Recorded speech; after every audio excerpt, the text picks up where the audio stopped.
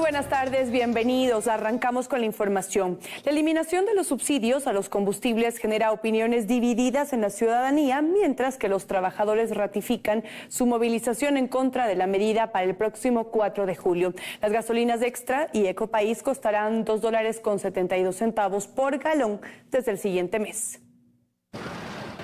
Es oficial.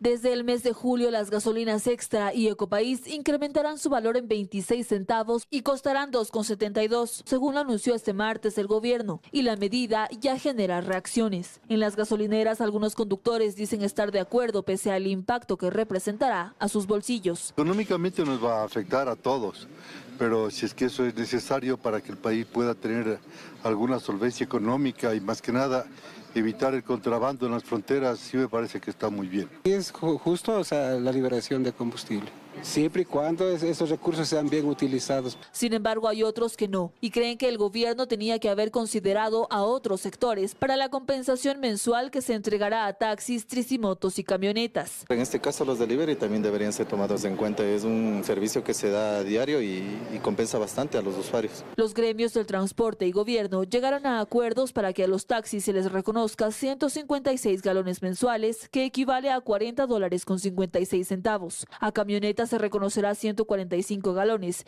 que es igual a $37.70, y a tricimotos 90 galones, es decir, $23.40, valores que también variarán según el precio del crudo. En este sentido, se ha establecido un mecanismo de protección a los usuarios del transporte de un potencial incremento en tarifa. Además, el gobierno se mantiene en que el total de beneficiarios serían 84.000 y explican por qué. Se verifica si está al día la matrícula, si están al día en las revisiones técnicas vehiculares, si el usuario que aparece como propietario está vivo o no está vivo. Pero a las voces de rechazo se suman los trabajadores e incluso ya se anuncian movilizaciones. Buscan que los ecuatorianos o lleguemos a pagar un precio de $4.69. Las organizaciones sociales convoca a una gran jornada de movilización para el 4 de julio en todo el país. El gobierno espera que con la medida se ahorren al año $500 millones, recursos con los que 40.000 nuevas familias recibirán bonos de desarrollo humano. La eliminación de los subsidios a las gasolinas Extra y Ecopaís no deberá influir en los precios de los alimentos y servicios.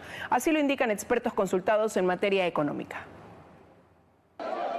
Que no hay razón para que se incremente el costo de los alimentos ni del transporte, afirma el analista económico Juan Manuel Domínguez, quien tras anunciarse la eliminación del subsidio con compensación de las gasolinas Eco y Extra, detalla que lo único que se esperaría es un ajuste de precios una vez puesto en marcha la decisión. Obviamente, la mayor parte de los ecuatorianos tienen dentro de su presupuesto, sobre todo los ecuatorianos que tienen vehículos, tienen dentro de su presupuesto de los hogares, el gasto en combustible. Lo que se puede esperar es un ajuste de precios del índice de precios del consumidor en un mes, pero no va a existir un proceso inflacionario. Y por ende no se esperaría un encarecimiento de la vida producto de una pérdida de poder adquisitivo.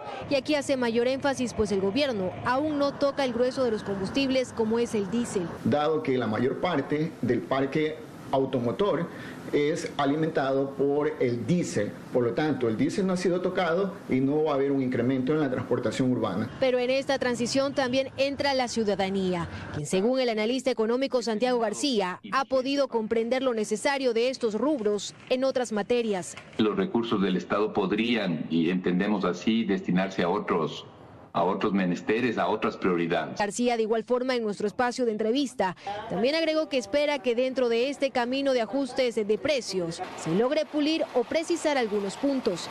Pero si la política va a ser llegar hasta eliminar el valor del subsidio que acabo de decir, 0.47, entonces finalmente será el precio de 2.94 por galón. Ahora, ahí yo tengo una inquietud y esa es la cuestión. No intentemos poner el precio internacional. Ambos especialistas coincidieron que este importante esfuerzo que hace el Estado para ingresar a la caja cerca de $500 millones también tendría que ser bien utilizado por parte de Petroecuador.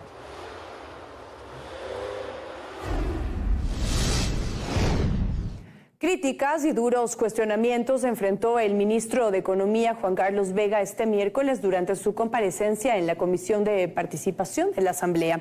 Los legisladores de la mesa aseguran que no logró explicar en qué usará el gobierno el dinero del Fondo Monetario Internacional. Nuestra compañera Karen Aron siguió la sesión y nos cuenta los detalles. A continuación, Karen, buenas tardes.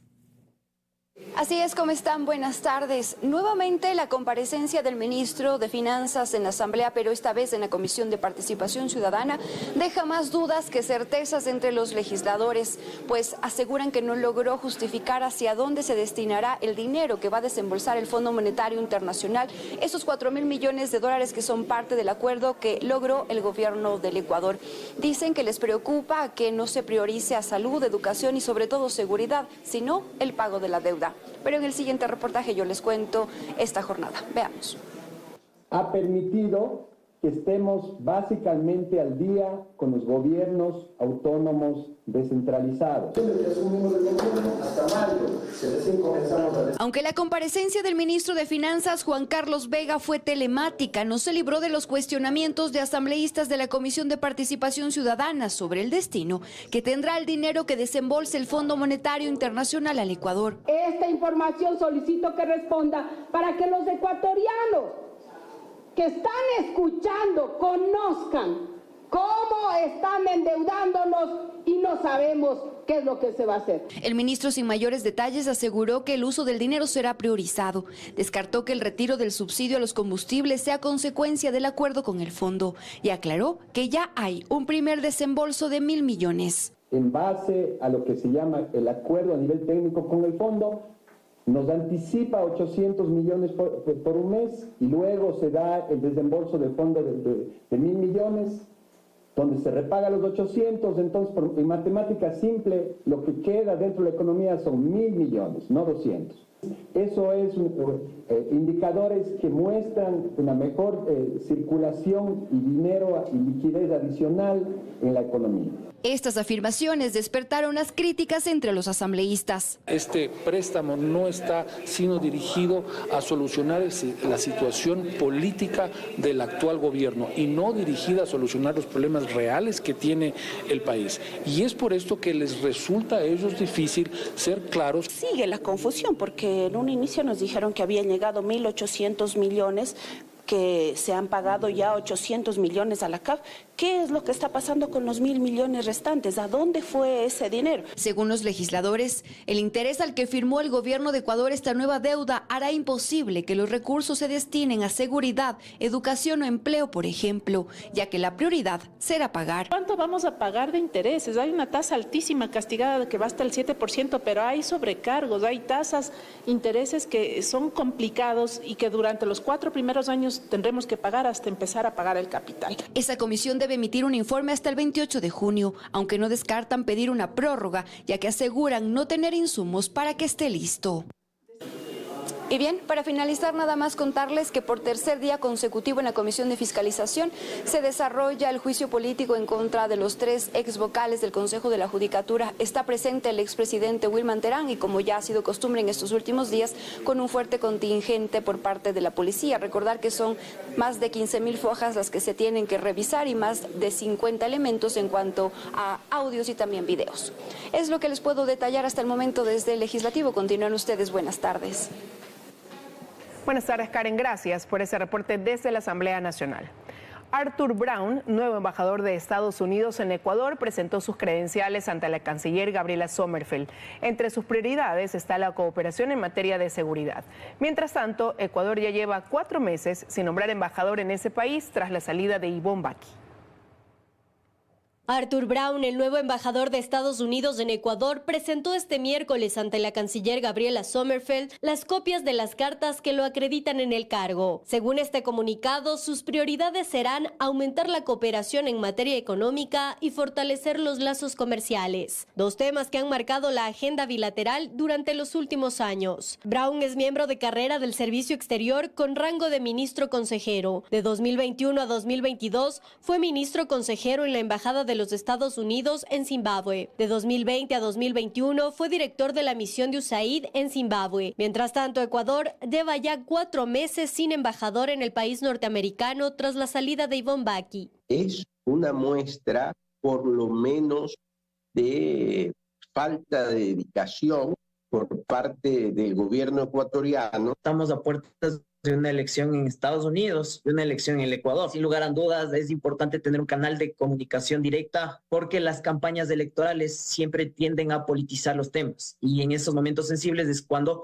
los canales diplomáticos se activan. Hace un mes, la canciller Gabriela Sommerfeld anunció que ya se había dado un nombre y que se trataba de un diplomático de carrera. Ojalá sea así y ojalá que el gobierno americano nos dé lo que se conoce con el nombre del beneplácito de estilo. Y aunque recibir el beneplácito toma tiempo, sí hay cierta inquietud porque podría producirse un silencio tácito que represente una negativa al nombre planteado. Cuando el presidente Moreno propuso el nombre del doctor Alexis Mera como embajador en los Estados Unidos y el gobierno americano dio un silencio tácito que se entendía era una negativa. Pero creo que también es clave que el gobierno ecuatoriano comunique quién va a ser el nuevo embajador, su perfil. Los expertos sostienen que todavía habrá que esperar.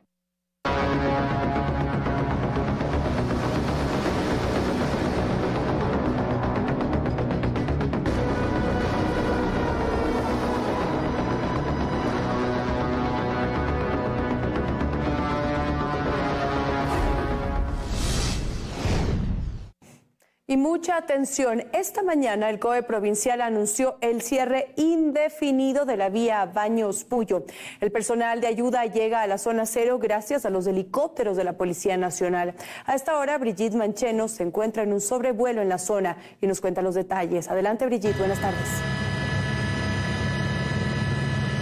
Así es, ¿qué tal, compañeros en estudios? Muy buenas tardes. A esta hora nosotros les reportamos desde uno de los helicópteros de la Policía Nacional. A esta hora realizan un sobrevuelo sobre Quillo Duro en la zona afectada. Justamente la policía está brindando este servicio para que varias personas de la primera línea también ayuda pueda llegar hasta esta zona. Recordemos que está completamente cerrada, las autoridades lo han dicho que el tramo Baños-Puyo permanecerá cerrado y precisamente para conversar sobre este tema estamos con el teniente coronel Jaime Salgado, quien es jefe de Cascos Azules de la Policía Nacional. Muy buenas tardes, teniente. Esto es parte de los 15 sobrevuelos que aproximadamente están realizando diariamente en la zona. Sí, buenas tardes con todos los televidentes. Efectivamente, la Policía Nacional del Ecuador ha desplegado todo su contingente policial técnico para poder solventar la emergencia acá en el Cantón Baños. De igual forma, el servicio aeropolicial se encuentra de manera permanente en esta localidad para brindar también el soporte operativo que necesita la emergencia misma. En este caso también el servicio aeropolicial aproximadamente realiza unos 15 vuelos logísticos para ingresar personal de salud, personal de MIES, personal de Secretaría de Gestión de Riesgos, Cruz Roja. Hay varios deslizamientos de tierra. La autoridad decía que serían al menos 12 a lo largo de toda la vía que conecta Baños con el Puyo. Las autoridades están tratando de abrir paso nada más a los equipos que llevan ayuda para los damnificados y también atención hospitalaria para trasladar incluso a los heridos. Es la información que nosotros podemos contarles a esta hora de la tarde. Nosotros estaremos pendientes también de las declaraciones que hagan las principales autoridades sobre el tema y finalizamos así este sobrevuelo también a cargo de la Policía Nacional. Ustedes continúan con más en estudios. Buenas tardes. Buenas tardes también para ti, Brigitte. Muchísimas gracias. Petroecuador informó que activó un plan de contingencia debido al temporal invernal que atraviesa el país. Mediante un comunicado, la entidad detalló que procedió a llenar los tanques de almacenamiento de crudo ubicados en diferentes puntos. Posteriormente iniciará el apagado de pozos de donde se extrae el crudo en Napo que no podrá transportarse. Petroecuador agregó que registra una baja de producción petrolera de 37.000 barriles diarios provenientes de los bloques 43 ITT y 16 y 67 ubicados en Orellana.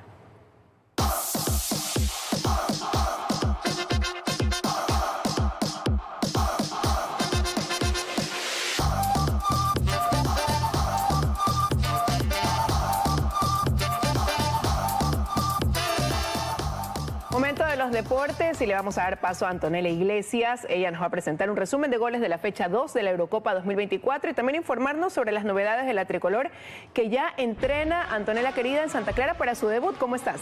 Claro que sí, mi querida Liz, muy buenas.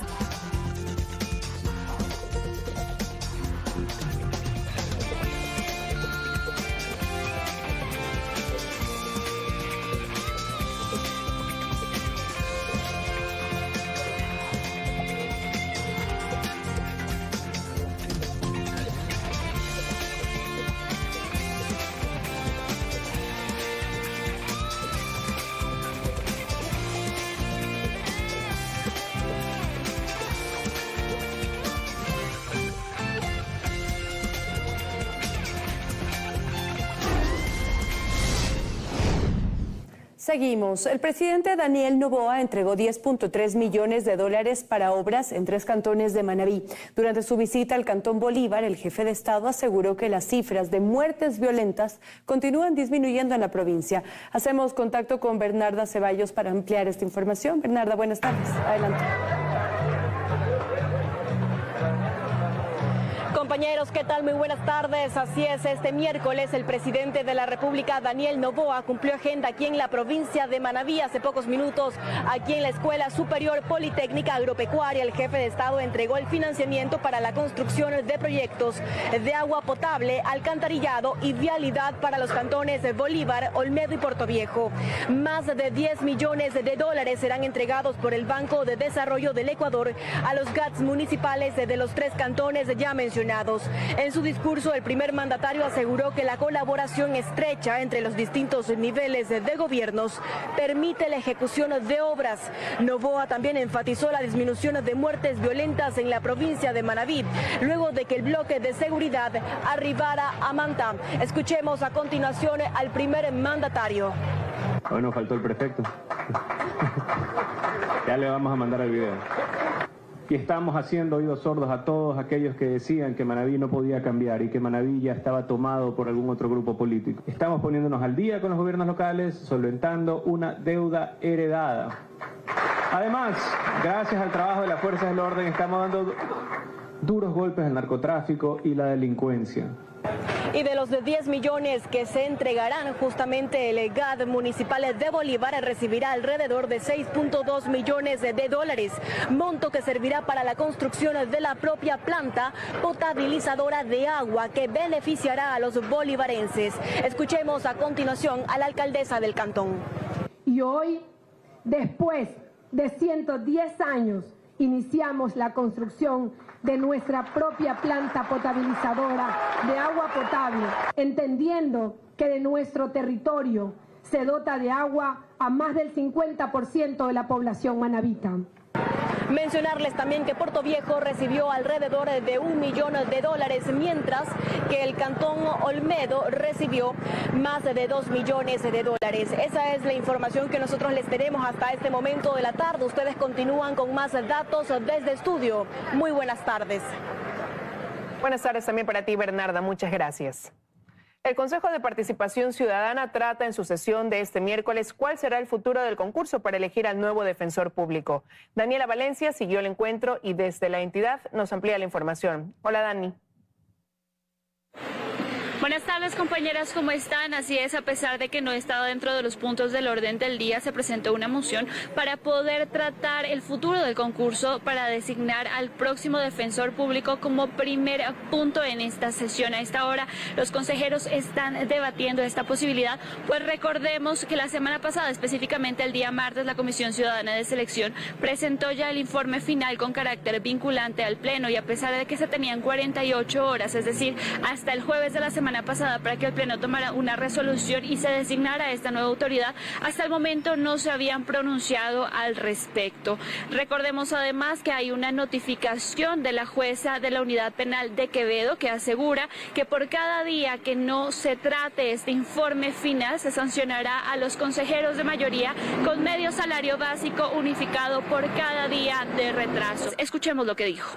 Es decir, no podemos hacernos los ciegos y los sordos frente a tan clara violación de la normativa aplicable por parte de los comisionados ciudadanos de selección. Crear un precedente como el que se quiere formar en este momento, de que la Comisión Ciudadana de Selección haga en su momento lo que ellos quieran con los concursos, hablará muy seriamente de los próximos que vienen. Y bien, previo a que se instalara esta sesión, los consejeros de minoría lo que aseguraron es que ninguno de los dos informes, ninguna de las dos argumentaciones, ni de la Comisión Ciudadana de Selección ni tampoco del Pleno del Consejo de Participación Ciudadana y Control Social tienen legalidad, pues ambos se habrían arrogado funciones. Escuchemos lo que dijo la expresidenta del Consejo. Ese informe jurídico estuvo muy mal hecho desde el principio y que descalificar al candidato Ballesteros y la candidata Inés Romero también es de manera ilegal y arbitraria.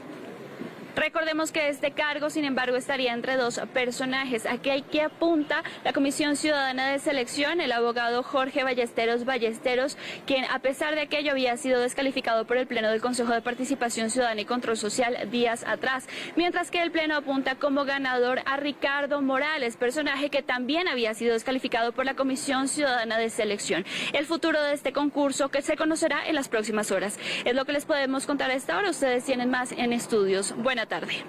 Muy buenas tardes, Dani. Gracias por tu reporte. Y les contamos que este miércoles finaliza el plazo para la presentación de impugnaciones a los integrantes de la terna para presidente del Consejo de la Judicatura. Los nombres sugeridos por el titular de la Corte fueron Telmo Molina Cáceres, Dunia Martínez y Mario Godoy Naranjo. Se sabe que a esta hora se ha presentado ya una impugnación en contra de Telmo Molina. No obstante, la información será consolidada al final del día con los registros de participación ciudadana en todo el país. Tras cooperar con Fiscalía y aceptar su culpa en el delito de obstrucción de la justicia, el ex vocal de la Judicatura, Javier Muñoz, saldría libre en apenas 4 meses. Sin embargo, en mayo pasado, Fiscalía hizo pública una investigación abierta en su contra por presunto lavado de activos. Se trata de un giro a lo que era su principal argumento de defensa, que la Fiscalía lo perseguía, que los medios de comunicación también, que el retiro de su visa estadounidense y que las investigaciones abiertas en su contra eran parte de una campaña de desprestigio. Una persona como yo tan ética, que todo el Ecuador la conoce, mi manera de ser, en mi libre ejercicio, jamás se me ha involucrado en ningún acto de corrupción, ni nada por el estilo. Javier Muñoz, ex vocal del Consejo de la Judicatura, abandonó esta postura y decidió confesarse culpable del delito de obstrucción de la justicia. En cuanto a su participación, señala la Fiscalía como autor. Lo hizo como parte de un acuerdo de cooperación eficaz con la Fiscalía. Aceptó acogerse a un procedimiento abreviado, es decir, aceptar su culpa a cambio de una reducción de hasta 1/3 de la pena menor. El delito por el que se lo procesa tiene una condena de entre 5 y 7 años de prisión. El tercio de la pena menor es 1 año y 6 meses. Fiscalía pide menos que eso, 9 meses, de los que 5 ha pasado ya en prisión. Sin dar más detalles, su titular sostiene que Muñoz tiene información valiosa pero reservada y en eso radica la cooperación. No obstante, en mayo de 2023, Fiscalía hizo pública la apertura de una investigación contra Muñoz por presunto lavado de activos. Allanamientos de por medio, cuyo avance se desconoce. Lo cierto es que en este tipo de delitos por los años de condena, el procedimiento abreviado no es una opción. La audiencia por el caso Independencia Judicial se reinstalará este jueves. Ahí se conocerá la resolución del juez sobre la reducción de la pena solicitada por la Fiscalía y otros detalles, como la reparación. Suéltame, por favor, suéltame. Es el funeral de mi madre. 2 corazones unidos por la sangre. Deja que se despida de su madre. Suéltame un segundo, por favor, suéltame. Separados por un muro impenetrable de rencor. Por favor, vete de aquí. ¿Cómo puedes decir eso? ¿No puedo acompañar a mi madre por última vez? Entonces, ¿para qué me avisaste? Échate para atrás, te meteré junto con tu madre. Secretos de un ángel. Hoy, 10:30 de la noche. ¿Estás buscando una universidad que tenga todo lo que esperas? Pues ya la encontraste, porque aquí tenemos las carreras que van con tu futuro. ¿Con profesores qué? Esperen, vamos a cambiar esto. porque hoy quiero comenzar mi camino a mi manera. En una universidad dispuesta a ayudarme a escribir cada momento. Matricúlate ahora en la modalidad presencial de la Universidad Indoamérica y encuentra la carrera que va con tus metas. Porque para cambiar sus historias, primero decidimos cambiar la nuestra. Universidad Indoamérica. Crea tu propia historia. El mundo está cambiando, pero todavía nos preguntamos ¿por qué? ¿Por qué hay cosas de hombres y cosas de mujeres? ¿Es tan difícil respetarnos? ¿Cuánto falta para llegar a la inclusión, a los no prejuicios, a la equidad? Si quieres, hoy. Tómatelo en serio. True, la generación de todos. ¡Qué rico mi encebollado! ¿Con qué desea el encebollado? ¡Con chifle, obvio! ¿Cómo que con chifle? Con canguil. ¡Es con pan! Escoge tu team y ven al Encebollado Fest, el festival que busca al mejor encebollado de Quito. Ven este sábado 22 y domingo 23 de junio al CCI. Compra tus entradas en encebolladofest.com. 24 horas. Lunes a sábado, 8 de la noche.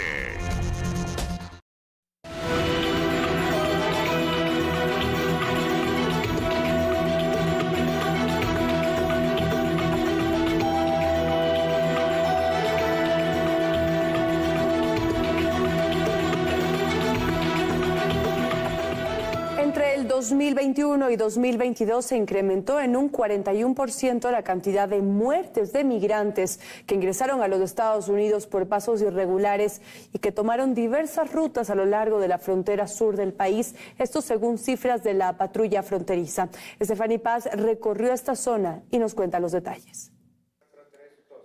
Así es, nosotros visitamos la zona conocida como el Valle del Río Grande. Solo en ese lugar en el 2022 se reportaron 212 muertes de migrantes, lo que lo convierte en una de las zonas más letales del sur de Texas, según datos de la patrulla fronteriza de Estados Unidos. Sin embargo, en toda la frontera entre México y el país norteamericano, que comprende más de 3,000 kilómetros, los agentes hallaron en ese mismo año 895 cuerpos de migrantes, entre ellos 6 ecuatorianos. Algunos, lamentablemente, si no llevan alguna identificación, son reportados como no identificados y enterrados además en fosas comunes en cementerios como el de Falfurrias. Conozcamos más en el siguiente reportaje.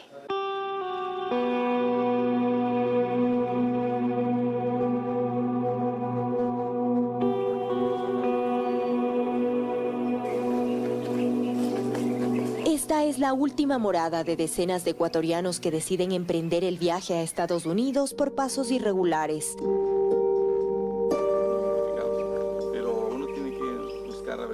El cementerio de Falfurrias está ubicado en el condado de Brooks, muy cerca de uno de los últimos puntos de control migratorio, pero también en medio de miles y miles de hectáreas de un terreno hostil, de exuberante vegetación y zonas en las que una mala pisada puede significar la muerte. Los que cruzan y que se enterran a estos terrenos son usualmente migrantes que saben que no califican para alguna protección, pero lo que no saben es de que esta zona es la más letal en el sur de Texas.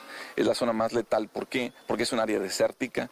Cuando tú caminas por estos terrenos hay mucha arena. Entonces te cansas muy rápido al estar caminando. Te puede picar una víbora cascabel u otros animales que te pueden atacar. Te puedes deshidratar rápidamente. Por ello, aquí se encuentra uno de los cementerios al que son trasladados los cuerpos de aquellos migrantes que no son identificados, de los que únicamente se encuentran sus osamentas o, en muchos casos, solo parte de ellas. Si entre las pertenencias de migrantes que fallecen por pasos irregulares no hayan algún documento, son considerados como no identificados, y si en el lapso de 30 a 60 días nadie reclama sus cuerpos, estos son trasladados a fosas comunes en este cementerio. Si el cuerpo pertenece a un hombre, se lo denomina John Doe, y Jane Doe si es mujer. De las 895 muertes registradas por la patrulla fronteriza de Estados Unidos en 2022 a lo largo de la frontera con México, 17 de los fallecidos son menores de edad, y las dos principales causas de muerte fueron la exposición ambiental al calor y la falta de agua. Cuando fuimos a hacer el entierro de un John Doe, nomás habían 4 sillas ahí vacías y no había nadie para despedir ese cuerpo. O sea, fue algo tan triste, que nadie supo dónde quedó su hijo, dónde quedó su padre, dónde quedó su madre. Y taparon y se puso ahí el John Doe y la fecha en que fue encontrado.